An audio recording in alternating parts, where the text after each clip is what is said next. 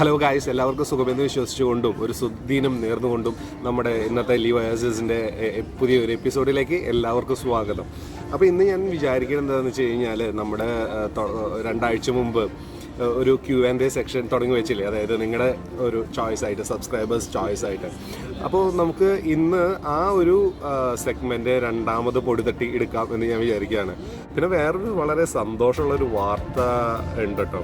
വേറൊന്നും കൊണ്ടല്ല, ശരിക്കും പറഞ്ഞാൽ ഈ വീഡിയോ നമ്മൾ ചെയ്ത് പോസ്റ്റ് ചെയ്യേണ്ടത് കഴിഞ്ഞ ആഴ്ചയായിരുന്നു. പക്ഷേ കഴിഞ്ഞ വീക്കെൻഡിൽ എന്നെ ഒരാൾ വിളിച്ചു.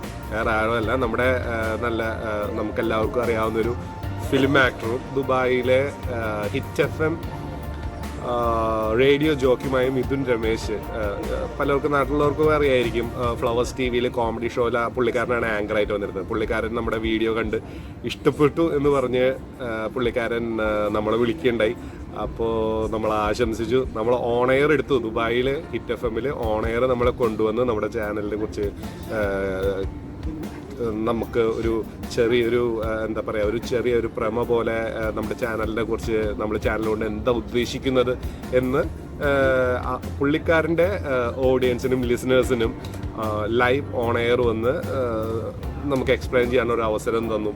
ആള് കണ്ടു, ആൾക്ക് നമ്മുടെ ചാനലിലെ 1-2 വീഡിയോസ് ആൾ കണ്ടു. നല്ലപോലെ ഇംപ്രസ്ഡ് ആയി, ഒരു നല്ല വിശ്വാസമൊക്കെ നൽകി. അങ്ങനെ വളരെ ഹാപ്പി ആക്കി അന്ന് ആ ദിവസം. അപ്പോൾ അതിൻ്റെ ഒരു എക്സൈറ്റ്മെൻറ്റിൽ നമ്മൾ ആ ഫ്രൈഡേ ചെയ്യേണ്ട വീഡിയോ ഡിലേ അടിച്ചു പോയി. അപ്പോൾ അതാണ് ഇത്ര ഡിലേ വരാൻ കാരണം. അപ്പോൾ അതാണ് നമ്മുടെ കഴിഞ്ഞ ആഴ്ചത്തെ ഹാപ്പി ന്യൂസ്. അപ്പോൾ ആദ്യത്തെ Q&A സെക്ഷനിൽ നമ്മൾ സൈക്ലിങ്ങുമായിട്ട് ബന്ധപ്പെട്ട കാര്യങ്ങൾ ചെയ്തപ്പോൾ ഞാൻ വിചാരിക്കുന്നത് ഇന്ന് നമുക്ക് ചെയ്യാവുന്നത് നമ്മുടെ ട്രാവലുമായിട്ടുള്ള ബന്ധപ്പെട്ടുള്ള കാര്യങ്ങളും, പിന്നെ ഇമിഗ്രേഷൻ, കാനഡിയൻ ഇമിഗ്രേഷനെ കുറിച്ച് കുറച്ച് ചോദ്യങ്ങൾ ചോദിച്ചിട്ടുണ്ട്. എന്തുകൊണ്ടാണെന്ന് എനിക്ക് അറിഞ്ഞൂടെ. കൂടുതൽ ഞാൻ ചിലപ്പോൾ ആ ട്രാവൽ വ്ളോഗിന്, നമ്മുടെ ചാനലിൻ്റെ ഒരു ട്രാവൽ വ്ളോഗ്, നമ്മൾ യാത്ര ചെയ്ത സ്ഥലങ്ങളിൽ ഒക്കെ ട്രാവൽസ് വെച്ചിട്ടാണല്ലോ. അപ്പോൾ ഞാൻ കാനഡയിൽ പോയിട്ടുള്ള കുറേ കാര്യങ്ങൾ ഇട്ടിട്ടുണ്ട്. അപ്പോൾ അതിനെ ബേസ് ചെയ്തിട്ടായിരിക്കാം കുറച്ച് സുഹൃത്തുക്കൾ അതിനെക്കുറിച്ച് ചോദിച്ചിട്ടുണ്ട്. അപ്പോൾ ഞാൻ എന്താ ചെയ്തതെന്ന് വെച്ച് കഴിഞ്ഞാൽ, ഈ Q&A സെക്ഷൻ ഇത്രയും ലേറ്റ് ആവാൻ കാരണം ഉണ്ടായത് എന്താണെന്ന് വെച്ച് കഴിഞ്ഞാൽ, ഞാൻ ഈ കാനഡിയൻ ഇമിഗ്രേഷനെ കുറിച്ച് ചോദിച്ച ചോദ്യങ്ങളൊക്കെ ഉണ്ടല്ലോ, അതിനെക്കുറിച്ചുള്ള ഉത്തരങ്ങൾ നമ്മുടെ കുറച്ച് കാനഡയിലുള്ള സുഹൃത്തുക്കളും അതേപോലെ നമ്മുടെ കുറച്ച് കൊളീഗ്സും, അവിടെ കാനഡയിൽ വർഷങ്ങളായിട്ടുള്ള കൊളീഗ്സും ഒക്കെ ഉണ്ട്, അവരുടെ അടുത്തൊക്കെ ചോദിച്ച് ഇൻഫോർമേഷൻസ് ഗ്യാദർ ചെയ്യാൻ വേണ്ടി വന്ന ചെറിയൊരു ഡിലേ ആണ്, ചെറിയ കുറച്ച് കാര്യങ്ങൾ. കാരണം എന്താണെന്ന് വെച്ച് കഴിഞ്ഞാൽ, കാനഡയിലത്തെ നിയമപ്രകാരം നമുക്ക്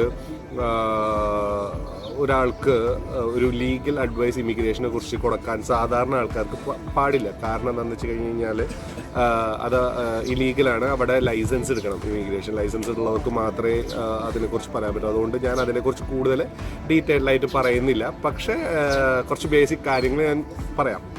അപ്പോൾ നമ്മൾ Q&A സെക്ഷനിലേക്ക് ആദ്യത്തെ കിടക്കുകയാണെന്നുണ്ടെങ്കിൽ, നമുക്ക് ട്രാവലിനെ കുറിച്ച് തുടങ്ങാമെന്ന് പറഞ്ഞല്ലോ. അപ്പോൾ ട്രാവലിനെ കുറിച്ച് കുറേ പേര് ചോദിച്ചിരുന്നത്, ഞാൻ ട്രാവൽ ചെയ്തിട്ടുള്ള രാജ്യങ്ങളിലെല്ലാം എന്ത് വിസകളിലാണ് ട്രാവൽ ചെയ്തിട്ടുള്ളത്, അതിൻ്റെ വിസകളൊക്കെ എങ്ങനെയാണ് അപ്ലൈ ചെയ്തത് എന്നൊക്കെ കുറച്ച് പേര് ചോദിച്ചിട്ടുണ്ട്. അപ്പോൾ അതിനെ ബേസ് ചെയ്തിട്ട് ഞാൻ ചോദിക്കുന്നത്, ഞാൻ മറ്റുള്ളവർ പോലെ അങ്ങനെ വളരെയധികം രാജ്യങ്ങളിലൊന്നും യാത്ര ചെയ്തിട്ടില്ല. ഒരു 14-15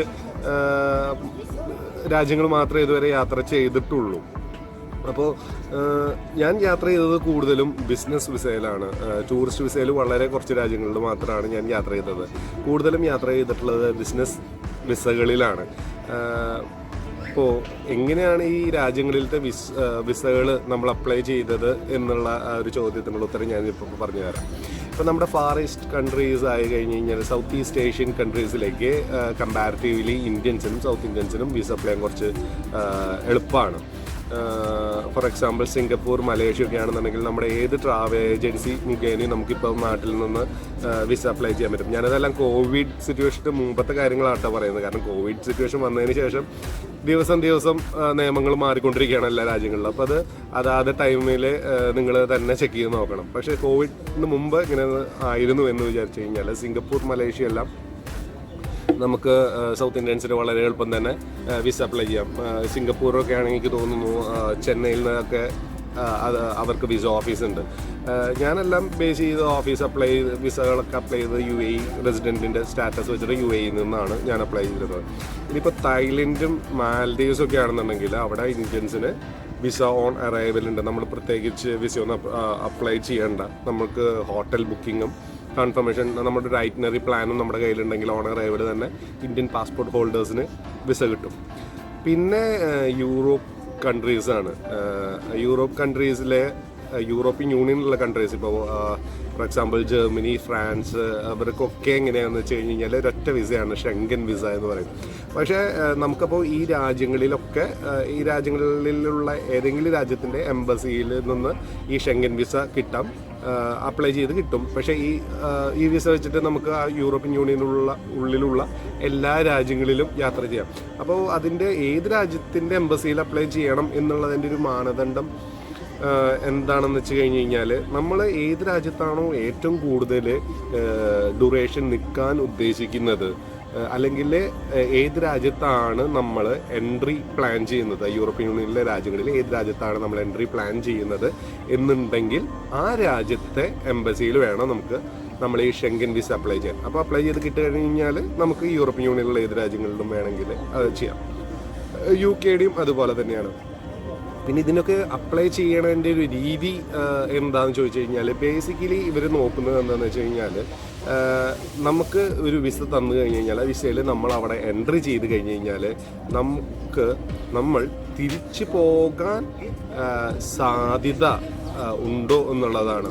ഇപ്പം ഞാൻ ചിലരൊക്കെ കണ്ടിട്ടുണ്ട്, നാട്ടിലുള്ള കുറച്ച് ഫ്രണ്ട്സൊക്കെ പറഞ്ഞിരുന്നു, അതായത് അവർ ഒരു 50 lakhs 70 lakhs ഒക്കെ ബാങ്കിൽ ബാലൻസ് കാണിച്ചിട്ട് ഈ യൂറോപ്പിലേക്കൊക്കെയുള്ള വിസ അപ്ലൈ ചെയ്തിട്ട് വരെ അവരുടെ വിസ റിജക്റ്റ് ചെയ്തിട്ടുണ്ടെന്ന്. അതിൻ്റെ കാരണം വേറൊന്നും ഉണ്ടല്ല, ഞാൻ പറഞ്ഞില്ല, അവർ നോക്കുന്നത് നിങ്ങൾക്ക് എത്ര കാശുണ്ട് അല്ലെങ്കിൽ നിങ്ങളുടെ ലിക്വിഡ് ക്യാഷ് കണ്ടമാനുണ്ടോ എന്നുള്ളത് മാത്രമല്ല അവർ നോക്കുന്നത്. കാരണം എന്താണെന്ന് വെച്ചാൽ ബാങ്കിൽ കണ്ടമാനം കാശുണ്ടെങ്കിലും അവിടെ വന്നിട്ട് വേറെ എന്തൊക്കെയോ മാർഗത്തിലൂടെ വേറെ ഏതെങ്കിലും മാർഗത്തോടെ ലിക്വിഡ് ക്യാഷ് അങ്ങോട്ട് നമുക്ക് ട്രാൻസ്ഫർ ചെയ്ത് പോകാമല്ലോ, അങ്ങനെ തട്ടിപ്പ് നടത്താൻ ഉദ്ദേശിക്കുന്നവരാണെങ്കിൽ. പക്ഷേ അവരുദ്ദേശിക്കുന്നത് വെച്ച് കഴിഞ്ഞാൽ നമുക്ക് എന്തെങ്കിലും സ്വന്തം നാട്ടിൽ കമ്മിറ്റ്മെൻ്റ് ഉണ്ടോ എന്നുള്ളതാണ്. അതാണ് നമ്മളിപ്പോൾ ഈ കണ്ടിട്ടില്ലേ, ചിലർ കുറച്ച് ട്രാവൽ ഹിസ്റ്ററിയുള്ള നമ്മളെ ഒരു ചായക്കടയിൽ ചേട്ടൻ ലോകം മുഴുവൻ ചുറ്റി എന്നൊക്കെ പറഞ്ഞ് നമ്മൾ ന്യൂസുകളുടെ ഇടയിൽ കണ്ടിരുന്നില്ലേ. അതിൻ്റെ കാരണം ഇതാണ്. അപ്പോൾ ഇവർ ബേസിക്കലി നോക്കുന്നത് നമ്മുടെ ട്രാവൽ ഹിസ്റ്ററി, നമ്മൾ ഇതിനു മുമ്പ് ഏതൊക്കെ രാജ്യങ്ങളിൽ സഞ്ചരിച്ചിട്ടുണ്ട്, എന്ത് പാറ്റേണിലാണ് സഞ്ചരിച്ചിട്ടുള്ളത്, ഇതൊക്കെ അവർ നോക്കും. പിന്നെ അവർ നോക്കുന്നതാണ് ഞാൻ ഈ പറഞ്ഞ പോലെ നമുക്കൊരു 50 ലക്ഷം 60 ലക്ഷം അല്ലെങ്കിൽ അങ്ങനെ കുറേ കാശ് ബാങ്കിൽ ഉള്ളതുകൊണ്ട് കാര്യമില്ല. ഈ കാശ് നമ്മൾ ഇൻവെസ്റ്റ് ചെയ്ത് എവിടെന്നെങ്കിലും അതിൻ്റെ റിട്ടേൺസ് എടുക്കുന്നുണ്ടോ, നമ്മൾ ഇൻകം ടാക്സ് നമ്മുടെ സ്വന്തം നാട്ടിൽ കൃത്യമായി ഫയൽ ചെയ്യുന്നവരാണോ, അതേപോലെ നമുക്ക് ഇമ്മൂവബിൾ അസറ്റ്സ് ഉണ്ടോ, അതായത് ബേസിക്കലി നമുക്ക് എന്തെങ്കിലും നാട്ടിൽ നല്ല സ്ട്രോങ് കമ്മിറ്റ്മെൻ്റ് ഉണ്ടോ എന്ന് തന്നെയാണ് നോക്കുന്നത്. ഇതേ ഫോർമാറ്റ് തന്നെയാണ് ഷെങ്കൻ വിസയും UK വിസയും കാനഡ വിസയും ഒക്കെ എംബസികളെല്ലാം കാനഡ വിസയ്ക്കൊക്കെയുള്ള എംബസികളെല്ലാം നോക്കുന്നത്. അപ്പോൾ നമ്മൾ ഇതിലാണ് അപ്പോൾ ശ്രദ്ധിക്കണം, നമ്മളത് ഇതിൻ്റെ എക്സ്പ്ലനേഷൻ ലെറ്റേഴ്സ് ആണെങ്കിലും ആപ്ലിക്കേഷൻ ഫോംസ് ആണെങ്കിലും ഒക്കെ ഫിൽ ചെയ്യുമ്പോൾ ആ ഒരു തീം ബേസ് ചെയ്ത് കഴിഞ്ഞ് കഴിഞ്ഞാൽ ഇവിടെയൊക്കെ വിസ കിട്ടാൻ സാധ്യതയുണ്ട്, കിട്ടേണ്ടതാണ്. എപ്പോഴും നമ്മൾ ഹോട്ടൽ ബുക്കിങ്ങും റിട്ടേൺ ഫ്ലൈറ്റ് ടിക്കറ്റും ഈ ആപ്ലിക്കേഷൻ്റെ ഒപ്പം വെക്കണം. ഐറ്റിനറി പ്രിപ്പയർ ചെയ്ത് തന്നെ ട്രാവൽ ഏജൻസികൾ ഉണ്ടാവും നാട്ടിൽ. അപ്പോൾ ഇപ്പോൾ നമ്മൾ ഡേറ്റ് നമ്മുടെ കൺഫേം ആയിട്ടില്ല എന്നുണ്ടെങ്കിൽ അവരായിട്ട് ഒരു അണ്ടർസ്റ്റാൻഡിങ്ങിൽ എത്തിക്കഴിഞ്ഞ് കഴിഞ്ഞാൽ അവർക്ക് ടെമ്പററി ബ്ലോക്ക് ചെയ്തിട്ട് ടിക്കറ്റ് ഇഷ്യൂ ചെയ്ത് തരാൻ ടിക്കറ്റ് ഇഷ്യൂ ചെയ്ത് തരാൻ സാധിക്കും. അപ്പോൾ അതാണ് ട്രാവൽസിനെ കുറിച്ചുള്ളത്. ഇനിയിപ്പോൾ നമുക്ക് അടുത്ത ഒരു സെക്ഷനിലേക്ക് കടക്കാമെന്ന് പറഞ്ഞു കഴിഞ്ഞാൽ ഇനി ഇമിഗ്രേഷനെ കുറിച്ച് വന്ന ചോദ്യങ്ങളാണ്. ഞാൻ ഇമിഗ്രേഷനെ കുറിച്ച് വന്ന ചോദ്യങ്ങൾ ജനറൽ ട്രാവൽ ക്വസ്റ്റ്യനിൽ നിന്ന് കുറച്ച് മാറ്റി വെച്ചിട്ടാണ് ചെയ്യാൻ ഉദ്ദേശിച്ചത്. അതൊരു സെക്കൻഡ് സെക്ഷൻ പോലെ തന്നെ. ഇപ്പോൾ തുടക്കത്തെ ഇപ്പോൾ കാണാൻ ഇല്ലാത്തവർക്ക് ഈ ഇമിഗ്രേഷനെ കുറിച്ച് ചോദ്യങ്ങൾ മാത്രം കേട്ടാൽ മതിയും, താല്പര്യമുള്ളവർക്ക് അങ്ങനെ കാണാമല്ലോ.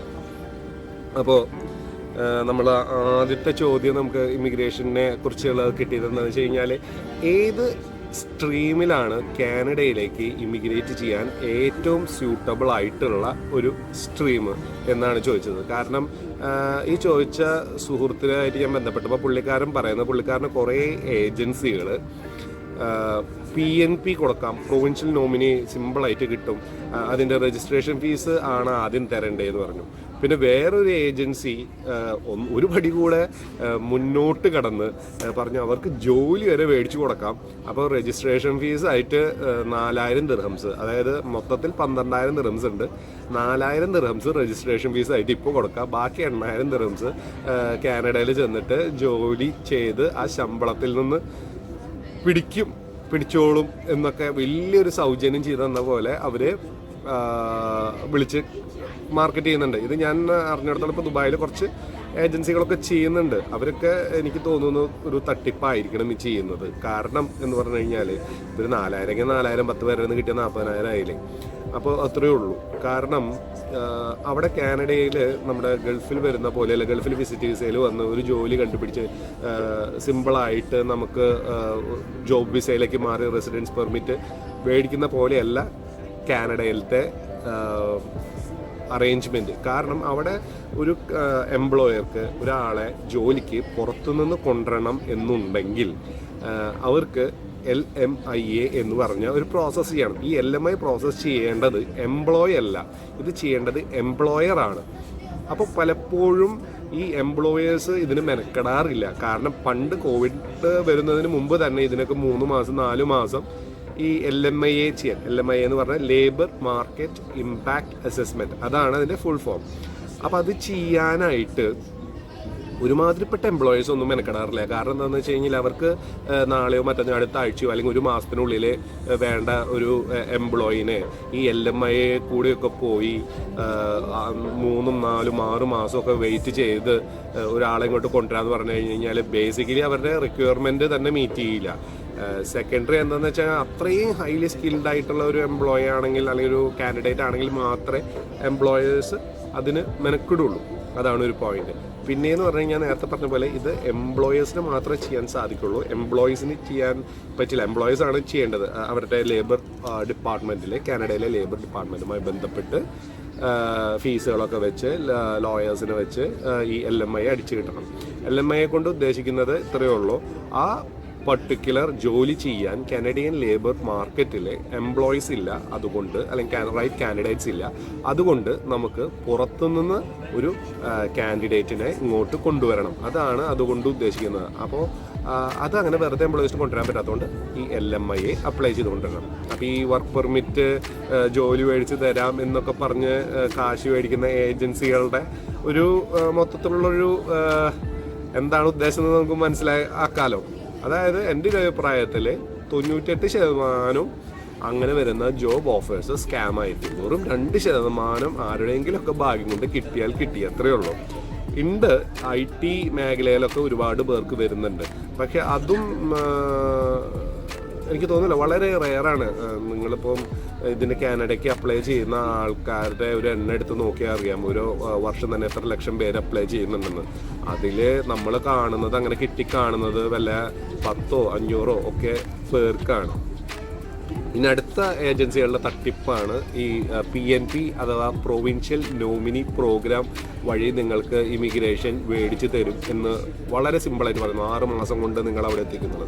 അതാണ് അടുത്തൊരു തട്ടിപ്പ്. ചായ തൂച്ചോളൂ.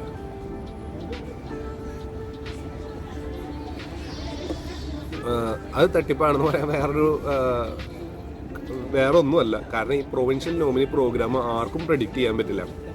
കാരണം ഈ പ്രൊവിൻഷ്യൽ നോമിനി പ്രോഗ്രാമിന് അവർ ടേംസും സെലക്ഷൻ ക്രൈറ്റീരിയ ഒക്കെ ഇടയ്ക്കിടയ്ക്ക് അവർ മാറ്റും. ഇപ്പോൾ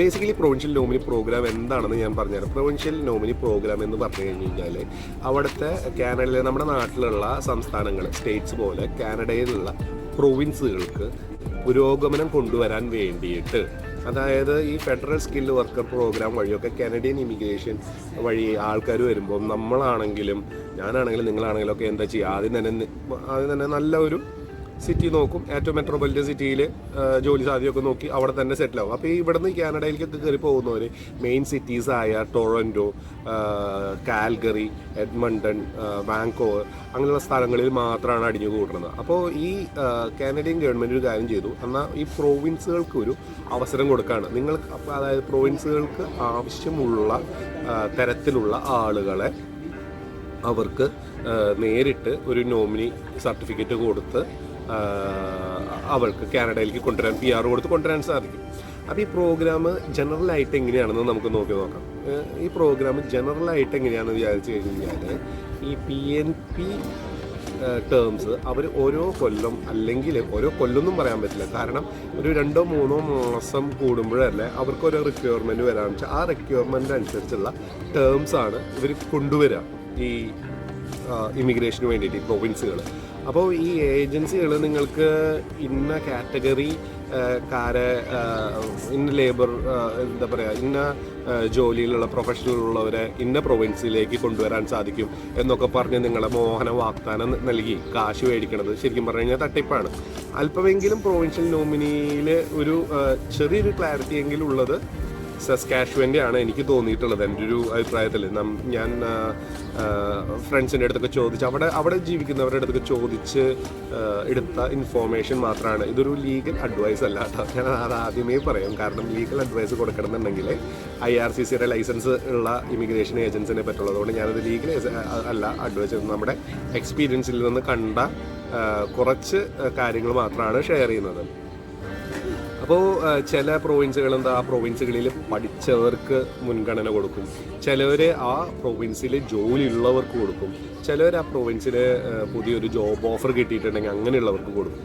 ഇനി ഏകദേശം ഈ പ്രൊവിൻഷ്യൽ നോമിനി എന്ന് പറഞ്ഞു കഴിഞ്ഞാൽ സാധാരണ ഒരു കാനഡിയൻ ഗവൺമെൻറ്റിൻ്റെ ഫെഡറൽ ഇമിഗ്രേഷൻ പ്രോഗ്രാമിനെ വെച്ച് നോക്കുമ്പോൾ ഒരു ലോങ് അല്ലെങ്കിൽ ഒരു വളരെയധികം ടൈം കൺസ്യൂമിങ് ഒരു പ്രൊസീജിയറാണ്. കാരണം ഈ ആദ്യം തന്നെ നമുക്ക് ഈ നോമിനി കിട്ടണം. നോമിനേഷൻ കിട്ടുകയാണെന്നുണ്ടെങ്കിൽ ചില പ്രൊവിൻസുകൾക്ക് ഡയറക്റ്റ്ലി കൊണ്ടുപോകാൻ സാധിക്കും, പക്ഷേ അതും ലോങ് ടേം ആണ്. അല്ലാത്ത പ്രൊവിൻസുകളൊക്കെ ഇപ്പോൾ എന്താ ചെയ്യുന്നതെന്ന് വെച്ച് കഴിഞ്ഞ് കഴിഞ്ഞാൽ അവർ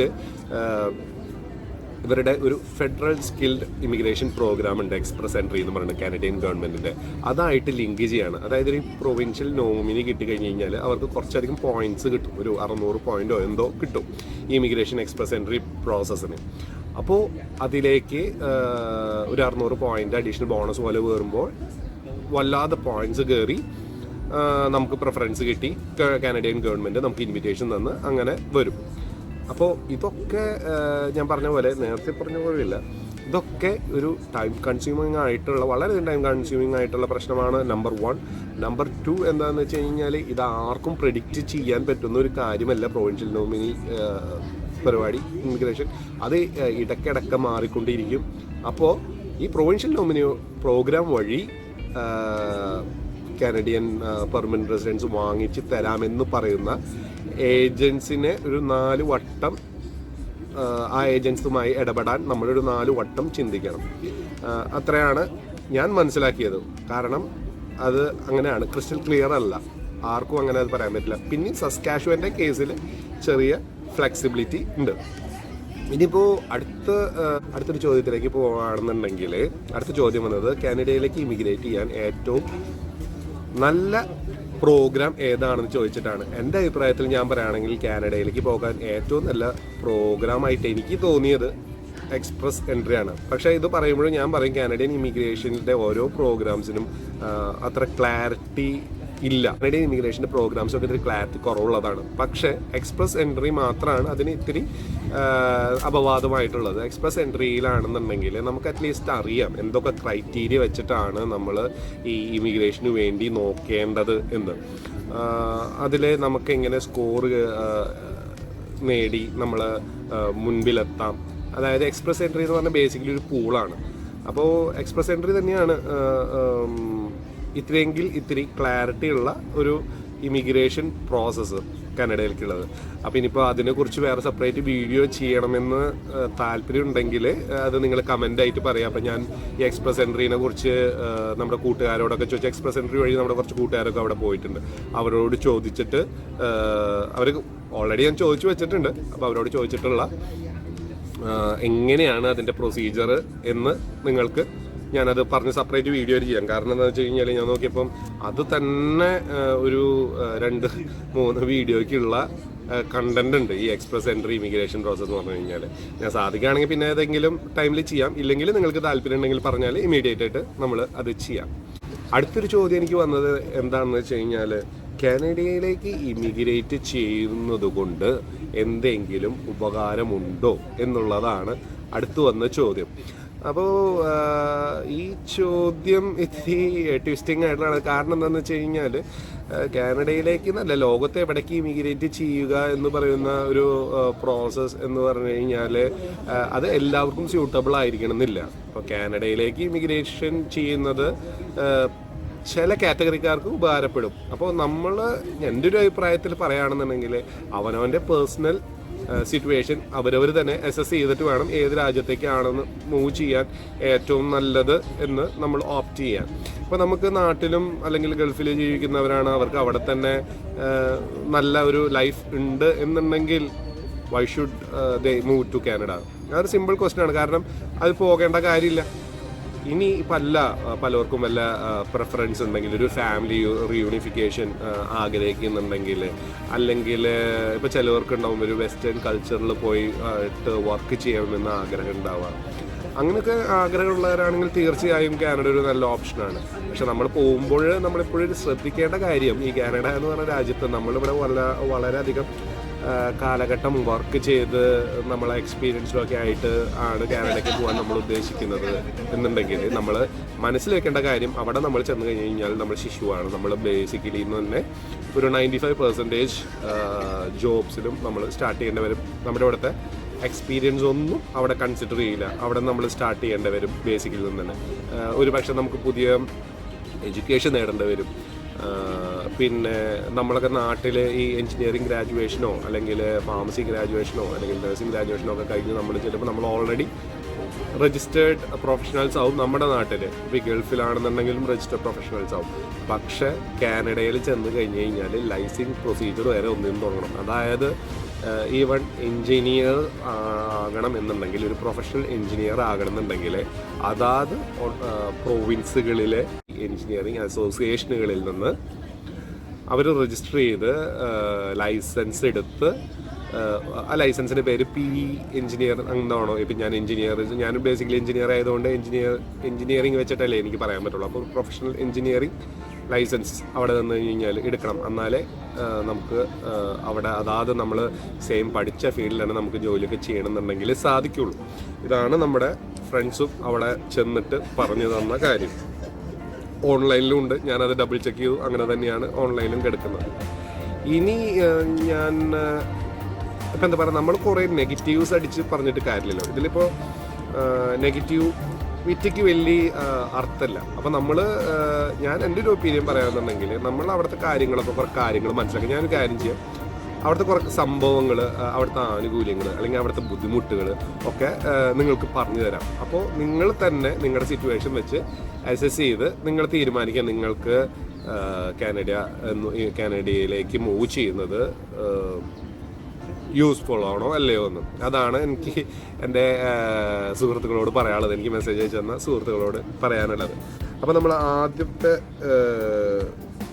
സംഭവം കാനഡയുടെ എന്താണെന്ന് വിചാരിച്ചു കഴിഞ്ഞാൽ, കാനഡ എന്ന് പറയുന്ന രാജ്യം വളരെ അടുത്തല്ല. നമ്മുടെ രാജ്യത്തിൻ്റെ ജോഗ്രഫിക്കൽ പൊസിഷൻ വെച്ച് നോക്കുമ്പോൾ, അല്ലെങ്കിൽ ഗൾഫിൻ്റെ ജോഗ്രഫിക്കൽ പൊസിഷൻ വെച്ച് നോക്കുമ്പോൾ, ഈ കാനഡ എന്ന് പറഞ്ഞ രാജ്യം നേരെ ഓപ്പോസിറ്റാണ് ഭൂമിയുടെ. അതായത് ഓൾമോസ്റ്റ് ഒരു 19 to 22 hours ഫ്ലൈറ്റ് തന്നെ വേണ്ടി വരും നമുക്ക് ഒന്ന് കാനഡയിൽ നിന്ന് നാട്ടിലെത്താൻ, അല്ലെങ്കിൽ നാട്ടിൽ നിന്ന് കാനഡയിലേക്ക് പോകാൻ. ഒരു സിംഗിൾ ഫ്ലൈറ്റ് വേണ്ടി വരും മിനിമം.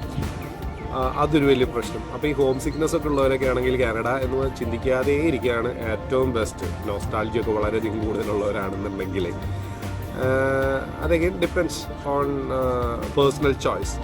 അപ്പോൾ അങ്ങനെ ഒരു സംഭവമുണ്ട്. പിന്നെ വ്യത്യാസം എന്ന് പറഞ്ഞു കഴിഞ്ഞാൽ, കാനഡയിലെ സമയം ഏകദേശം ഒരു 10 മണിക്കൂർ 12 മണിക്കൂർ നമ്മുടെ ഇവിടുത്തെ സമയത്തേക്കാളും പുറകിലാണ്. അപ്പോൾ ഈ 18 മണിക്കൂർ 19 മണിക്കൂർ ഫ്ലൈറ്റ് ഡ്യൂറേഷൻ മാത്രമല്ല, നമ്മൾ കാനഡയിൽ നിന്ന് ഇങ്ങോട്ട് നാട്ടിലേക്ക് വരുമ്പോൾ ടൈം സോണിൻ്റെ ഡിഫറൻസ് കാരണം കൊണ്ട് തന്നെ ഒരു പകുതി ദിവസം അങ്ങനെയും പോകും.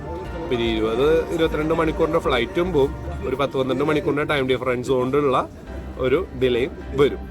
അപ്പോൾ അവിടെ നിന്ന് ഇങ്ങോട്ട് വരണം എന്ന് പറഞ്ഞു കഴിഞ്ഞാൽ ഒരു ചുരുങ്ങിയത് യാത്ര തന്നെ ഒരു 2-4 ദിവസത്തെ ചടങ്ങാണ്. അപ്പോൾ അങ്ങനെ ഒരു കാര്യമുണ്ട്. പിന്നെ അവിടുത്തെ കാലാവസ്ഥ ഇപ്പോൾ എല്ലാവർക്കും അറിയാവുന്നത് തന്നെയാണ്. പല സ്ഥലങ്ങളിലും കാനഡയിലെ പല സ്പോട്ടുകളിലും അവിടെ -30 -40 ഒക്കെ വരും. അപ്പോൾ ക്ലൈമറ്റ് തണവ് ഒട്ടും പറ്റാത്ത ആളുകൾക്ക് അല്ലെങ്കിൽ തണവുമായി എന്തെങ്കിലും പ്രശ്നമുള്ള ആളുകൾ അവിടെ പോവാതെ ഇരിക്കുക തന്നെയാണ് നല്ലത്. പിന്നെ എന്ന് പറഞ്ഞു കഴിഞ്ഞാൽ നമ്മൾ നോർമൽ ഹെൽത്തി ആയിട്ടുള്ള ആളുകളൊക്കെ ആണെന്നുണ്ടെങ്കിൽ അധികം വൈകാതെ തന്നെ അവിടെ ചെന്ന് ഒരു 3-4 മാസം കൊണ്ടൊക്കെ ക്ലൈമറ്റായിട്ട് പൊരുത്തപ്പെട്ടു ഓളും. കാരണം എന്താണെന്ന് വെച്ച് കഴിഞ്ഞാൽ അവിടെ ഈ പറഞ്ഞ പോലെ -ഡിഗ്രി ടെമ്പറേച്ചേഴ്സൊക്കെ വരും എന്നുണ്ടെങ്കിലും അവിടെ ഓഫീസുകളിലാണെങ്കിലും സ്ഥാപനങ്ങളിലാണെങ്കിലും വീടുകളിലാണെങ്കിലും കാറുകളിലാണെങ്കിലും ഹീറ്ററും എല്ലാം ഉണ്ട്. അപ്പോൾ പിന്നെ നമ്മളത് മാത്രമല്ല, ഹീറ്റർ മാത്രം നമ്മുടെ ഡ്രസ്സിങ് സ്റ്റൈലൊക്കെ ഡിഫറെൻ്റ് ആയിരിക്കും. നമ്മൾ വാം ക്ലോത്ത്സൊക്കെ എപ്പോഴും ഇട്ടുകൊണ്ടാണ് നടക്കുക. അപ്പോൾ അതൊരു അഡ്ജസ്റ്റിംഗ് ടൈം എടുക്കും. അത് കഴിഞ്ഞ് കഴിഞ്ഞാൽ എല്ലാവർക്കും ഇപ്പോൾ അത് അഡ്ജസ്റ്റ് ചെയ്യാൻ പറ്റും തന്നെയാണ് പറയുന്നത്, ഒരു നോർമൽ ഹെൽത്ത് ഉള്ളവർക്കൊക്കെ.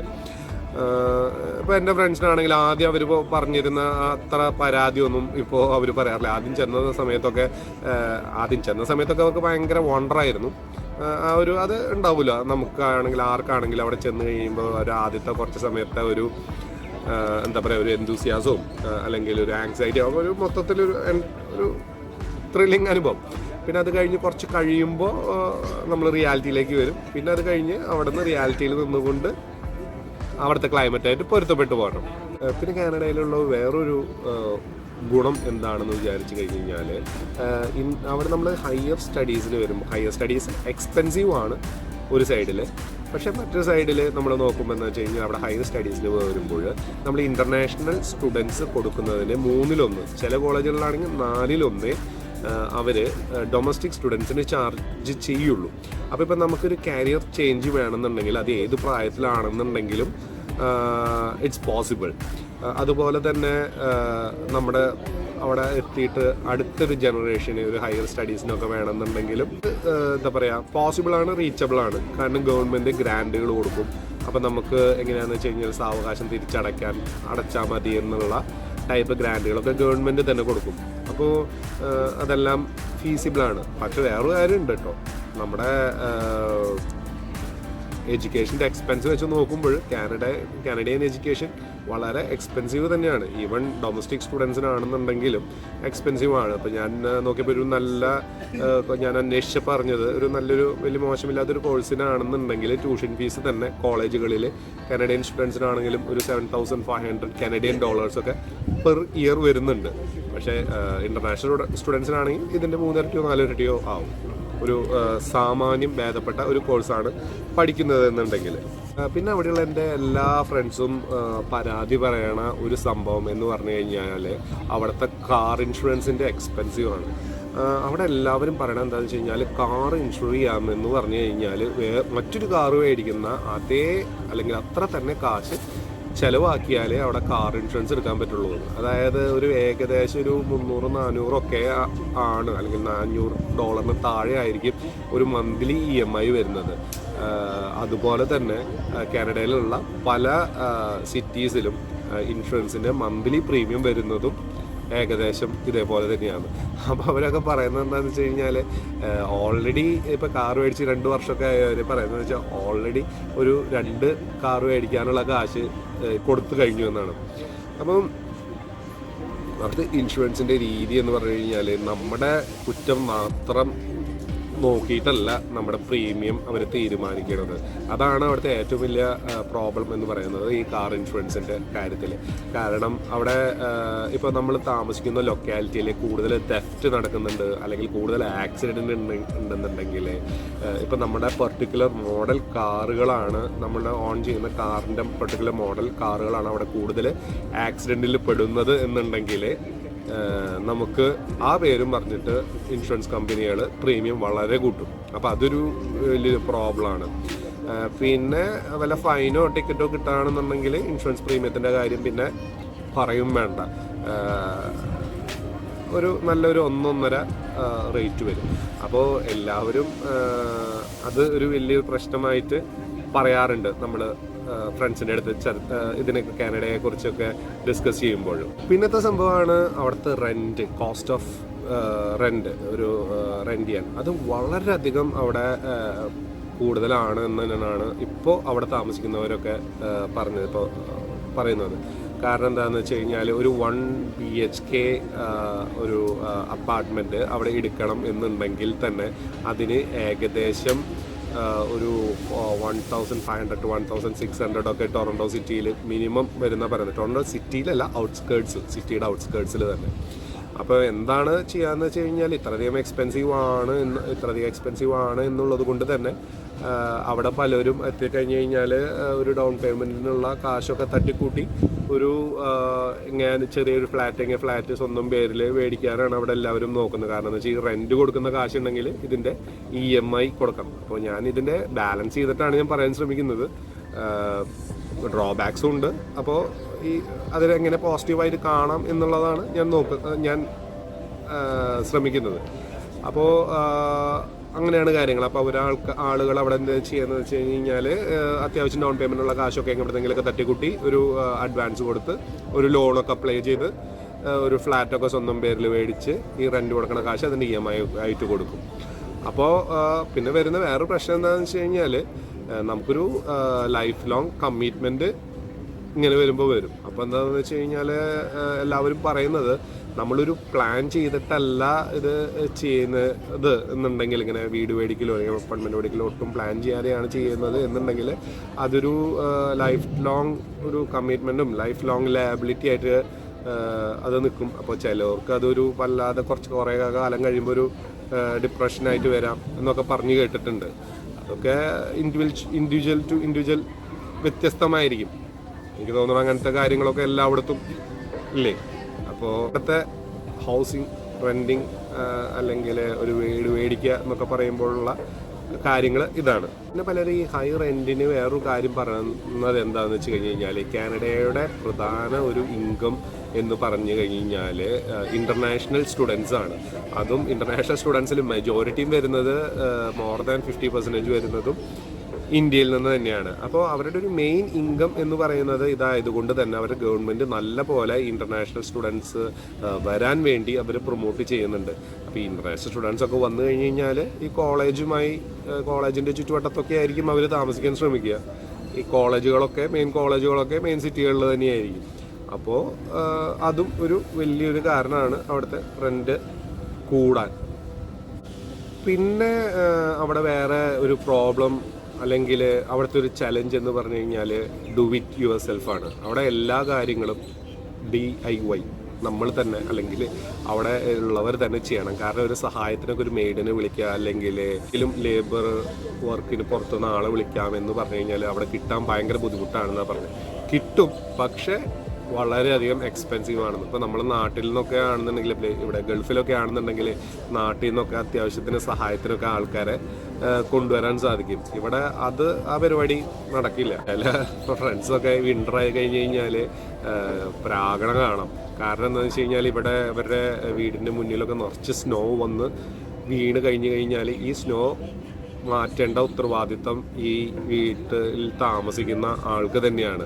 ഇല്ലെങ്കിൽ അതിലെങ്ങാനും ചവിട്ടി വഴിക്ക് വീണ് കഴിഞ്ഞ് മുനിസിപ്പാലിറ്റിക്കാർ ആ താമസക്കാരനാണ് ഫൈൻ അടയ്ക്കുക. അതായത് വല്ല ഡെലിവറി ബോയ്സോ ആരെങ്കിലുമൊക്കെ നമ്മുടെ വീട്ടിലേക്ക് എന്തിനെങ്കിലുമൊക്കെ വന്നിട്ട് ഈ മഞ്ചിലങ്ങൻ ചവിട്ടി വഴിക്ക് വീണ് കഴിഞ്ഞ് കഴിഞ്ഞാൽ അതിൻ്റെ നഷ്ടപരിഹാരം ആ താമസക്കാരൻ കൊടുക്കേണ്ടി വരും. അവിടെ ഓർക്കേണ്ട ഒരു കാര്യം എന്ന് പറഞ്ഞു കഴിഞ്ഞാൽ ഇതാണ്, ഈ ഡു ഇറ്റ് യുവർ സെൽഫ്. വേറൊരു കാര്യം എന്താ വെച്ച് കഴിഞ്ഞാൽ അവിടെ നമ്മൾ കുട്ടികളെ മാനേജ് ചെയ്യാൻ ഭയങ്കര ബുദ്ധിമുട്ടാവും. കാരണം എന്താ വെച്ചാൽ അവിടെ 2 പേര് വർക്ക് ചെയ്യാൻ പോയി കഴിഞ്ഞാൽ നമുക്ക് അവിടെ സർവൈവ് ചെയ്യാൻ പറ്റുള്ളൂ. ഈ കാനഡയിൽ ഹസ്ബൻഡും വൈഫും ജോലിക്ക് പോയാൽ തന്നെയാണ് ഒരുമാതിരിപ്പെട്ട ഫാമിലിക്കൊക്കെ അവിടെ സർവൈവ് ചെയ്യാൻ പറ്റുള്ളൂ. ആ സമയത്ത് കുട്ടികളുണ്ടെങ്കിൽ കുട്ടികളുടെ കാര്യമാണ് ഏറ്റവും കഷ്ടം. ഡേ കെയറിൽ കൊണ്ടുവന്ന് ആക്കണം എന്നുണ്ടെങ്കിൽ അവിടെ കൈ ശരിക്കും കൊള്ളും. ഇപ്പോൾ ലോവർ ഇൻകം ആണെന്നുണ്ടെങ്കിൽ ചില ഡേ കെയറുകളിൽ ഗവൺമെൻറ് സബ്സിഡിക്കുള്ള അറേഞ്ച്മെൻറ്റ് ചെയ്തിട്ടുണ്ട്. എങ്കിലും day care it's quite expensive. കാനഡയിലെ പോയിൻ്റാണ് ഫ്രീ എഡ്യൂക്കേഷൻ. അതായത് എഡ്യൂക്കേഷൻ ടു എവ്രി വൺ എന്നുള്ള ഒരു കോൺസെപ്റ്റാണ് അവിടെ എന്ന് പറയുന്നത്. ബേസിക് എഡ്യൂക്കേഷൻ എല്ലാ കുട്ടികൾക്കും കിട്ടണം, അത് അവരുടെ റൈറ്റ്സ് ആണ് എന്നുള്ളൊരു കോൺസെപ്റ്റാണ് കാനഡയിൽ എന്നാണ് പറയുന്നത്. അതായത് KG 1 തൊട്ട് 12th ഗ്രേഡ് വരെ അവിടെ ഫ്രീ എഡ്യൂക്കേഷനാണ്. പബ്ലിക് സ്കൂളിൽ കേട്ടോ. പ്രൈവറ്റ് സ്കൂളിൽ എന്ന് പറഞ്ഞു കഴിഞ്ഞാൽ നമ്മുടെ നാട്ടിലെ പോലെ തന്നെ പ്രൈവറ്റ് സ്കൂളിലാണ് പോകുന്നത് എന്നുണ്ടെങ്കിൽ അവിടെ ഇറ്റ്സ് എക്സ്പെൻസീവ്, ഫീസ് ഉണ്ട്. പക്ഷേ പബ്ലിക് സ്കൂളുകളിലില്ല. പബ്ലിക് സ്കൂളുകളുടെ മിനിമം സ്റ്റാൻഡേർഡ് അവർ മെയിൻറ്റെയിൻ ചെയ്യുന്നുമുണ്ട്. 90% കുട്ടികളും പബ്ലിക് സ്കൂളുകളിൽ തന്നെയാണ് പോകുന്നത് എന്നാണ് പറയുന്നത്. പിന്നെ ചില റിമോട്ട് ഏരിയാസിലൊക്കെ അതിൻ്റെതായ പോരായ്മകളുണ്ട് എന്നും പറയുന്നുണ്ട്. അപ്പോൾ it all depends upon which locality that we R choosing. അവിടെ എന്ന് പറഞ്ഞു കഴിഞ്ഞാൽ നമ്മുടെ നാട്ടിലെ പോലെ തോന്നിയ സ്കൂളിൽ ഇപ്പോൾ അപ്പുറത്തെ 10 കിലോമീറ്റർ അപ്പുറം നല്ലൊരു സ്കൂളുണ്ട്, എന്നാൽ നമ്മൾ താമസിക്കുന്നത് ഇപ്പുറമാണെന്നുണ്ടെങ്കിൽ നമുക്ക് അവിടെ കൊണ്ടുപോയി ചേർത്താനൊന്നും പറ്റില്ല എന്നാണ് അറിയാൻ കഴിഞ്ഞത്. കാരണം എന്താ വെച്ച് കഴിഞ്ഞാൽ ഒരു ലൊക്കാലിറ്റിയിൽ 1-2 സ്കൂളുകളുണ്ടാവും. ഒരു പബ്ലിക് സ്കൂൾ ഉണ്ടാവാം, പിന്നെ കാത്തലിക് സ്കൂൾസ് ഉണ്ടാവാം, ഗവൺമെൻറ് ഫണ്ടഡ് കാത്തലിക് സ്കൂൾസ് ഉണ്ടാവാം. അപ്പോൾ ഈ സ്കൂളുകൾ ആ ലൊക്കാലിറ്റിയിലുള്ളവർക്ക് ഒരു പെർട്ടിക്കുലർ ഡിസ്റ്റൻസിനുള്ളിൽ താമസിക്കുന്ന ആളുകൾ ആ സ്കൂളിൽ തന്നെ, പെർട്ടിക്കുലർ ലൊക്കാലിറ്റിയിൽ താമസിക്കുന്ന ആളുകൾ ആ സ്കൂളിൽ തന്നെ ചേരണം. അപ്പോൾ അങ്ങനെ ഒരു പ്രോബ്ലം ഉണ്ട്. അപ്പോൾ ഫ്രീ എഡ്യൂക്കേഷൻ ആണ് എന്നുണ്ടെങ്കിലും ഇങ്ങനത്തെ ഒക്കെ ചില പ്രാക്ടിക്കൽ ബുദ്ധിമുട്ടുകൾ അവിടെയുണ്ട്. പക്ഷേ യൂണിവേഴ്സിറ്റി അല്ലെങ്കിൽ കോളേജ് എഡ്യൂക്കേഷൻ ഫ്രീ അല്ല, അത് അത്യാവശ്യം എക്സ്പെൻസീവ് ആണ്. ഞാൻ നേരത്തെ പറഞ്ഞ പോലെ തന്നെ ഫ്രീ മെഡിക്കൽ ഒരു വലിയ സംഭവം തന്നെയാണ് അവിടെ. പക്ഷേ ഫ്രീ മെഡിക്കലിന് ഒരുപാട് ഡ്രോബാക്സ് ഉണ്ട് എന്നാണ് പറയുന്നത്. പിന്നെ ഇതിന് ഫ്രീ മെഡിക്കൽ എന്ന് മുഴുവനായിട്ട് പറയാൻ പറ്റുമോ എന്ന് ചോദിച്ചാൽ അറിഞ്ഞുകൂടാ. ആ ഒരു ഫ്രീ മെഡിക്കലിൻ്റെ കോൺസെപ്റ്റ് വല്ലാതെ ദഹിക്കില്ല. കാരണം എന്താ വെച്ചാൽ അവിടെ 25-35% ടാക്സ് ഉണ്ട്. ആ ഇൻകം ടാക്സ് കൊടുത്തിട്ട് അതിനനുസരിച്ചാണ് അവർ ഫ്രീ മെഡിക്കൽ എന്ന് പറയുന്ന ഒരു പ്രൊവിഷൻ തരുന്നത്. പക്ഷേ ഫ്രീ മെഡിക്കൽ ആണെന്നുണ്ടെങ്കിലും പല കാര്യങ്ങളും അത് കവേർഡ് അല്ല. ഫോർ എക്സാമ്പിൾ ഡെൻ്റൽ കവേർഡ് അല്ല, കണ്ണിൻ്റെ കംപ്ലീറ്റ്ലി കവേർഡ് അല്ല, പെർട്ടിക്കുലർ കാര്യങ്ങൾ മാത്രമാണ് കവർ ചെയ്യുള്ളൂ. പിന്നെയുള്ളത് എമർജൻസി സർവീസുകളാണെങ്കിൽ മാത്രമേ നമുക്ക് അവിടെ അപ്പോയിൻമെൻറ്റ് കിട്ടുള്ളൂ. കാരണം അവിടെ ഫ്രീ ട്രീറ്റ്മെൻ്റ് ആണ്. ഏതൊക്കെ എത്രയൊക്കെ വലിയ അസുഖങ്ങൾ വന്നാലും നമുക്ക് ഗവൺമെൻറ് ഫണ്ട് ചെയ്ത് ഫ്രീ ട്രീറ്റ്മെൻ്റ് ഒക്കെ കിട്ടും. പക്ഷെ ഒരു പ്രോബ്ലം ഉള്ളത് എന്താണെന്ന് വെച്ച് കഴിഞ്ഞാൽ, നമുക്ക് ഒരു അസുഖം വന്നു, നമ്മുടെ നാട്ടിലെ പോലെ നേരെ ഗവൺമെൻറ് ഹോസ്പിറ്റലിൽ പോയി ഒരു സ്പെഷ്യലിസ്റ്റിനെ കാണണം എന്ന് നമുക്ക് ആഗ്രഹമുണ്ടെങ്കിൽ നേരിട്ട് നമുക്ക് സ്പെഷ്യലിസ്റ്റിന് അപ്പോയിൻമെൻറ്റ് എടുത്ത് കാണാൻ സാധിക്കും. ഇവിടെ അങ്ങനെ പറ്റില്ല. കാരണം ഇവിടെ നമ്മൾ അങ്ങനെ എന്ത് കേസ് ഉണ്ടെങ്കിലും ആദ്യം ലൈഫ് ത്രെറ്റനിങ് അല്ലാത്ത കേസുകളൊക്കെ ആണെന്നുണ്ടെങ്കിൽ, എത്ര എമർജൻസി ആണെങ്കിലും ലൈഫ് ത്രെറ്റനിങ് ആണെങ്കിൽ കേസുകളല്ല എന്നുണ്ടെങ്കിൽ നമ്മുടെ ഒരു ഫാമിലി ഡോക്ടർ ഉണ്ടാവും. ആ ഡോക്ടറിന് അല്ലെങ്കിൽ ആ ലൊക്കാലിറ്റിയിലുള്ള വാക്കിംഗ് ഡോക്ടർ അവരുടെ അടുത്ത് പോയി അവരെ കണ്ട് ആ ഡോക്ടർ നമ്മളെ റെഫർ ചെയ്ത് കഴിഞ്ഞ് കഴിഞ്ഞാലാണ് നമുക്ക് സ്പെഷ്യലിസ്റ്റിന് അപ്പോയിൻമെൻറ്റ് കിട്ടുള്ളൂ. അപ്പോൾ ഈ ഡോക്ടർ നമ്മളെ അസസ് ചെയ്തിട്ട് അവർ അതിൻ്റെ പ്രിഫറൻസും ആ ഡോക്ടർ തന്നെ ഡിസൈഡ് ചെയ്യും. അപ്പോൾ അതുകൊണ്ട് തന്നെ നമുക്ക് ഉടനടി പോയി സ്പെഷ്യലിസ്റ്റ് ഡോക്ടേഴ്സിനൊന്നും അവിടെ കാണാൻ പറ്റില്ല. അപ്പോൾ അങ്ങനെ ഒരു പ്രോബ്ലം ഉണ്ട്. അറിഞ്ഞിട്ടുള്ളത് ഡോക്ടർ കൺസൾട്ടേഷൻ ഫ്രീ ആണെങ്കിലും പ്രിസ്ക്രൈബ്ഡ് മെഡിസിൻസ് ഫ്രീ അല്ല എന്ന് ഞാൻ പറഞ്ഞിട്ടുണ്ട്. അപ്പോൾ അങ്ങനെ ഫ്രീ മെഡിക്കൽ എന്ന് പറയുമ്പോൾ അതിൻ്റെതായ ഡ്രോബാക്കുകളുണ്ട്. അവർ ഉദ്ദേശിച്ചിട്ടെങ്കിൽ അസുഖം വന്ന് ചികിത്സ കിട്ടാതെ മരിച്ചു പോകുന്ന ഒരവസ്ഥ വരരുത് എന്നുള്ളത് മാത്രമേ അവർ ആ ഗവൺമെൻറ് സ്പോൺസർഡ് ഫ്രീ മെഡിക്കൽ കൊണ്ട് അവർ ഉദ്ദേശിക്കുന്നുള്ളൂ. പ്രൈവറ്റ് ഇൻഷുറൻസ് ഒക്കെ ഉണ്ടെങ്കിൽ ലോകത്ത് എല്ലായിടത്തും പോലെ തന്നെ എല്ലാ കാര്യങ്ങളും കവേർഡ് ആവും. അപ്പോൾ ഈ ഫുൾ ടൈം ജോലിയൊക്കെ ഉള്ളവർക്കാണെന്നുണ്ടെങ്കിൽ ഒരുമാതിരി എല്ലാ കമ്പനികളും full time job, permanent job ഉള്ളവർക്കൊക്കെ കമ്പനികൾ തന്നെ ഇൻഷുറൻസ് കൊടുക്കും. പിന്നെ കാനഡയിലെ എൻകറേജിങ് ആയിട്ടുള്ള വേറൊരു സംഭവം എന്താണെന്ന് വെച്ച് കഴിഞ്ഞാൽ കാനഡ ചൈൽഡ് ബെനിഫിറ്റാണ്. അതായത് CCB എന്ന് പറയുന്ന കാനഡ ചൈൽഡ് ബെനിഫിറ്റ്. ഇത് അവരുടെ ഫെഡറൽ ഗവൺമെൻറ് കൊടുക്കുന്ന ഒരു ബെനിഫിറ്റാണ്. അപ്പോൾ ഞാൻ നേരത്തെ പറഞ്ഞല്ലോ ഡേ കെയർ ഈസ് വളരെ എക്സ്പെൻസീവ് ആണെന്ന്.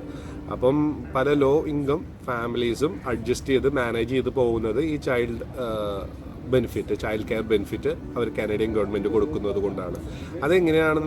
അതെങ്ങനെയാണ് ഗവൺമെൻറ് അവാർഡ് ചെയ്യുന്നത് നോക്കുകയാണെന്നുണ്ടെങ്കിൽ, നമ്മുടെ previous year income, family income നോക്കിയിട്ടാണ് അത് എത്ര കിട്ടും, അല്ലെങ്കിൽ ഈ ചൈൽഡ് കെയർ ബെനിഫിറ്റ് ഫുള്ളായിട്ട് കിട്ടുമോ അല്ലെങ്കിൽ അതിൻ്റെ എത്ര ശതമാനം കിട്ടും എന്നൊക്കെ തീരുമാനിക്കുന്നത്. അപ്പോൾ ഡേ കെയർ എക്സ്പെൻസീവ് ആണെന്നുണ്ടെങ്കിലും ഈ ചൈൽഡ് കെയർ ബെനിഫിറ്റും സബ്സിഡിയും ഒക്കെ കിട്ടുകയാണെന്നുണ്ടെങ്കിൽ ഒരു അഡ്ജസ്റ്റ് ചെയ്ത് കടന്നു പോകും. പിന്നെ എന്ന് പറഞ്ഞു കഴിഞ്ഞാൽ അവർ കാണുന്നത് കുട്ടികളെ അവരുടെ നാളത്തെ ഒരു സമ്പാദ്യമായിട്ടാണ്. അപ്പോൾ കുട്ടികൾക്ക് വേണ്ടി മാക്സിമം എന്തൊക്കെ ചെയ്യാൻ പറ്റുന്നു അതൊക്കെ അവർ ചെയ്യാൻ ശ്രമിക്കുന്നുണ്ട് അറ്റ്ലീസ്റ്റ്. അപ്പോൾ ഇതൊരു നല്ലൊരു സംഭവമാണ് കാനഡ വെച്ച് നോക്കുമ്പോൾ CCB, Canadian child care benefit. പിന്നെ ഒരു സംഭവമാണ് ആറ്റിറ്റ്യൂഡ് ഓഫ് പീപ്പിൾ. അവിടുത്തെ ആളുകളുടെ ആറ്റിറ്റ്യൂഡ് എങ്ങനെയാണ് എന്നുള്ളത്. ഞാൻ പലപ്പോഴും ആൾക്കാർ പറഞ്ഞു കേട്ടിട്ടുണ്ട് അവിടുത്തെ ആൾക്കാർ ഭയങ്കര ഫ്രണ്ട്ലി ആണ്, അങ്ങനെയാണ് ഇങ്ങനെയാണെന്നൊക്കെ. പക്ഷേ എനിക്ക് അതത്ര കറക്റ്റായിട്ട് എനിക്ക് തോന്നിയിട്ടില്ല. കാരണം ഞാൻ അവിടെ കുറേ പ്രാവശ്യം പോയിട്ടുണ്ട്. കഴിഞ്ഞ ഒരു 6 വർഷത്തിൻ്റെ ഇടയിൽ ഈ കാനഡയിലെ ഒരുമാതിരിപ്പെട്ട സ്ഥലത്തൊക്കെ ഞാൻ കുറേ തവണ പോയിട്ടുണ്ട്. അപ്പോഴൊന്നും എനിക്ക് അങ്ങനെ വല്ലാതെ ഫ്രണ്ട്ലി ആണ് അവിടുത്തെ ആളുകൾ എന്നൊന്നും എനിക്ക് തോന്നിയിട്ടില്ല. പക്ഷേ ഒരു കാര്യമുണ്ട്, പൊളൈറ്റാണ് അവർ. അതായത് എന്ത് കാര്യം ചെയ്യുമ്പോഴും വളരെ മര്യാദ കാണിക്കും. ഒരു വളരെ പൊളൈറ്റായിട്ടാണ് അവരുടെ ബിഹേവ് ചെയ്യുക. പക്ഷെ അവർ അത്ര ഫ്രണ്ട്ലി ഒന്നുമല്ല, പെട്ടെന്ന് അങ്ങോട്ട് അടുക്കുക അങ്ങനെയൊന്നുമില്ല. അവരെപ്പോഴും ഒരു ഡിസ്റ്റൻസ് ഒക്കെ കീപ്പ് ചെയ്തിട്ട് തന്നെയാണ് അവരെ നിൽക്കുള്ളൂ. അത്ര എളുപ്പത്തിൽ ആയിട്ട് അടുക്കും എന്നൊക്കെ ഞാൻ പല വീഡിയോകളിലും പലരും അഭിപ്രായം പറയുന്നത് കേട്ടിട്ടുണ്ട്. പക്ഷെ എനിക്കെന്തോ തോന്നിയില്ല. എനിക്കറിയാവുന്നവർ അവിടെയുള്ളവരുടെ അടുത്ത് ഞാൻ ചോദിക്കുമ്പോഴും എനിക്ക് കിട്ടുന്ന ഒരു വൈബ് അല്ലെങ്കിൽ ഒരു പോയിന്റ് അല്ലെങ്കിൽ ഞങ്ങളുടെ എക്സ്പീരിയൻസ് എന്ന് പറഞ്ഞു കഴിഞ്ഞാൽ അവർ പൊളൈറ്റാണ്. സാധിക്കുകയാണെങ്കിൽ ചിലപ്പോൾ ഒക്കെ ഹെൽപ്പ് ചെയ്തുകൊണ്ട് എന്ന് വരും. അതിപ്പോൾ എല്ലാ നാട്ടിലെ ജനങ്ങളും അതൊക്കെ അങ്ങനെ തന്നെയാണ്. അതൊരു പ്രത്യേകത ഒന്നും എനിക്ക് തോന്നുന്നില്ല. പക്ഷെ പൊളൈറ്റാണ്. പക്ഷെ എത്രത്തോളം ഫ്രണ്ട്ലി ആണെന്നുള്ളത് പോകുന്നവർ അവരവർ അനുഭവിച്ചറിയട്ടെ. പിന്നെ അവിടുത്തെ ഒരു ഇമ്പോർട്ടൻ്റ് ആയിട്ടുള്ള ഒരു പോയിൻ്റാണ് അവിടുത്തെ ഒരു നല്ലൊരു കാര്യം എന്ന് പറഞ്ഞു കഴിഞ്ഞാൽ അവിടെ ക്രൈം റേറ്റ് വളരെ ലോ ആണ്. പിന്നെ വർക്ക് ബാലൻസ് നമ്മൾ വിചാരിച്ചാൽ നമുക്ക് നേടിയെടുക്കാൻ പറ്റും. വലിയ സ്വപ്നങ്ങളൊന്നും അങ്ങനെ ഇല്ല. എന്താ പറയുക, തലകുത്തി മറിഞ്ഞ് കഷ്ടപ്പെട്ട് പണിയെടുത്ത് കാശുണ്ടാക്കുക എന്ന് മാത്രം ഉള്ള ഉദ്ദേശമല്ല എന്നുണ്ടെങ്കിൽ അവിടെ ഒരു വർക്ക് ബാലൻസും ഒക്കെ കിട്ടും എന്ന് തന്നെയാണ് പൊതുവെ അവിടെയുള്ളവർ പറയുന്നത്. വേറെ ഒന്നും കൊണ്ടല്ല, അവിടെ വർക്ക് ചെയ്യുമ്പോൾ അവിടുത്തെ സാലറി ഒരുമാതിരി എല്ലാ പ്രൊഫഷണലിലും അവിടെ സാലറി വരുന്നത് അവർലി ബേസ്ഡ് ആണ്. അപ്പോൾ നമ്മൾക്ക് തരുന്ന കാശിനുള്ള പണി അവർ ആ സമയം കൊണ്ട് എന്തായാലും എടുപ്പിക്കും. പിന്നെ അപ്പോൾ നമ്മുടെ പണി നേരത്തെ തീർന്നു, ആ പർട്ടിക്കുലർ സമയത്തിനുള്ളിൽ നമ്മുടെ പണി തീർന്നിട്ടുണ്ടെങ്കിൽ പിന്നെ അത് കഴിഞ്ഞ് നമ്മളെ അവിടെ മാനേജറിന് പിടിച്ചിരുത്തേണ്ട കാര്യമില്ല. കാരണം നമ്മളവിടെ പിടിച്ചിരുത്താണെന്നുണ്ടെങ്കിൽ അഡീഷണൽ പിടിച്ചിരുത്തണ സമയത്തിന് നമുക്ക് അവർ കാശ് തരേണ്ടി വരും. അപ്പോൾ കാശ് കയ്യിൽ നിന്ന് എടുത്ത് കൊടുക്കുക, വെറുതെ കൊടുക്കുക എന്നുള്ളത് ആർക്കും അത്ര താല്പര്യമുള്ള കാര്യമല്ലല്ലോ. അപ്പോൾ അതുകൊണ്ട് തന്നെ ആ ഒരു വർക്ക് ബാലൻസ് നമുക്ക് നന്നായിട്ട് അവിടെ കിട്ടും എന്ന് തന്നെയാണ് എനിക്ക് തോന്നിയിട്ടുള്ളത്. കമ്പാരിറ്റീവ്ലി അവിടെ ക്രൈം റേറ്റ് കുറവാണ്. പല രാജ്യങ്ങളിലും വെച്ച് നോക്കുമ്പോൾ, പല വെസ്റ്റേൺ കൺട്രീസിനെയും വെച്ച് നോക്കുമ്പോൾ അവിടെ കമ്പാരിറ്റീവ്ലി ക്രൈം റേറ്റ് കുറവാണ്. അപ്പോൾ അതുകൊണ്ട് തന്നെ അതിൻ്റെതായ അഡ്വാൻറ്റേജുകൾ നമുക്കുണ്ട്. ആറ്റിറ്റ്യൂഡ് ഓഫ് പീപ്പിൾ പറഞ്ഞപ്പോൾ ഞാൻ പറഞ്ഞു ആൾക്കാർ പൊളൈറ്റ് ആണെന്ന്. അതിനുള്ളൊരു വലിയ ഉദാഹരണമാണ് ഇപ്പോൾ നമ്മുടെ നാട്ടിൽ ഹോൺ അടിക്കണത് ആൾക്കാർ അങ്ങോട്ടും ഇങ്ങോട്ടും കമ്മ്യൂണിക്കേറ്റ് ചെയ്യാനാണ്. പക്ഷെ അവിടെ ഹോൺ അടിക്കുക എന്ന് പറഞ്ഞു കഴിഞ്ഞാൽ അത് ഏതാണ്ട് നമ്മളെ നോക്കി തെറി വിളിക്കുന്നതിന് തുല്യമാണ്. അപ്പോൾ നമ്മളവിടെ നോക്കുകയാണെന്നുണ്ടെങ്കിൽ അവരുടെ റോട്ടിലൊക്കെ നോക്കുകയാണെങ്കിൽ അനാവശ്യമായ ഹോണടിയോ അല്ലെങ്കിൽ അങ്ങനത്തെ ഒരു ഡിസിപ്ലിൻ അല്ലാത്ത രീതിയിലുള്ള ഒരു ഡ്രൈവിംഗ് ബിഹേവിയർ ഒന്നും കാണാൻ സാധിക്കില്ല. അപ്പോൾ പൊളൈറ്റിൻ്റെ കാര്യം പറഞ്ഞപ്പോൾ അതും കൂടി ഒന്ന് ആഡ് ചെയ്യണമെന്ന് തോന്നി. എൻ്റെ ഒരു പേഴ്സണൽ ഒപ്പീനിയനായിട്ട് നിങ്ങൾ കരുതിയാൽ മതി, ഒരു ലീഗൽ അഡ്വൈസ് ആയിട്ടൊന്നും കരുതരുത്. നമ്മുടെ അവിടെയുള്ള ഫ്രണ്ട്സിൻ്റെ അടുത്ത് ചോദിച്ചതും ഞാൻ അവിടെ ഒരുപാട് വട്ടം യാത്ര ചെയ്തപ്പോൾ നേരിട്ടറിഞ്ഞ കുറച്ച് കാര്യങ്ങളുമാണ് നിങ്ങളായിട്ട് ഷെയർ ചെയ്തത്. അപ്പോൾ ഇത്രയൊക്കെ ഉള്ളൂ നമ്മുടെ ഇന്നത്തെ Q&A. ഇനി കൂടുതൽ ചോദ്യങ്ങൾ നിങ്ങൾ ചോദിച്ചാൽ അതിനുള്ള എനിക്കറിയാവുന്ന രീതിയിലുള്ള ഉത്തരങ്ങളെല്ലാം എവിടെന്നെങ്കിലുമൊക്കെ ഞാൻ സംഘടിപ്പിച്ച് എൻ്റെ ഫ്രണ്ട്സിൻ്റെ അടുത്തോ, ഇപ്പോൾ ഈ പറഞ്ഞ ഞാൻ പോയ രാജ്യങ്ങളിലെല്ലാം എനിക്ക് ഫ്രണ്ട്സ് ഉണ്ട്, അപ്പോൾ കോണ്ടാക്ട്സ് ഉണ്ട്. അപ്പോൾ അവരോടൊക്കെ ചോദിച്ച് ഞാൻ നിങ്ങൾക്ക് ആവശ്യമുള്ള ഇൻഫോർമേഷൻസ് ഗ്യാദർ ചെയ്ത് തരാം. അപ്പോൾ ചോദ്യങ്ങൾ ചോദിക്കാൻ ഒട്ടും മടിക്കണ്ട. എന്ത് അഭിപ്രായമാണെങ്കിലും, മോശം അഭിപ്രായമാണെങ്കിലും നല്ല അഭിപ്രായമാണെങ്കിലും കമൻറ്റ് ചെയ്യുക. ഇഷ്ടപ്പെട്ടാൽ ലൈക്ക് ചെയ്യുക, സബ്സ്ക്രൈബ് ചെയ്യുക, അപ്പോൾ ബെല്ലൈക്കൺ അമർത്തുക. പിന്നെ ഇഷ്ടപ്പെട്ടില്ലെങ്കിൽ ഡിസ്ലൈക്ക് ചെയ്തോളൂ. അപ്പോൾ അഹങ്കരിച്ച് പറയല്ല കേട്ടോ, അഭിപ്രായം ഒപ്പീനിയൻ എല്ലാവർക്കും ഇമ്പോർട്ടൻ്റ് ആണല്ലോ. അപ്പോൾ അതുകൊണ്ടാണ് പറഞ്ഞത് ഇഷ്ടപ്പെട്ടില്ലെങ്കിൽ ഡിസ്ലൈക്ക് ചെയ്തോളൂ. അപ്പോൾ ഇത്രയൊക്കെ ഉള്ളൂ ഇന്നത്തെ Q&A. അപ്പോൾ എല്ലാം പറഞ്ഞ പോലെ സൈനിങ് ഓഫ് ഫ്രം ലിവ് അയാസിസ്. അപ്പോൾ മറ്റൊരു വീഡിയോയുമായി എത്രയും പെട്ടെന്ന് നിങ്ങളുടെ മുന്നിലെത്താം. എല്ലാവരും സബ്സ്ക്രൈബ് ചെയ്തോളൂ, ലൈക്ക് ചെയ്തോളൂ, കമൻ്റ് അടിച്ചോളൂ. Thank you.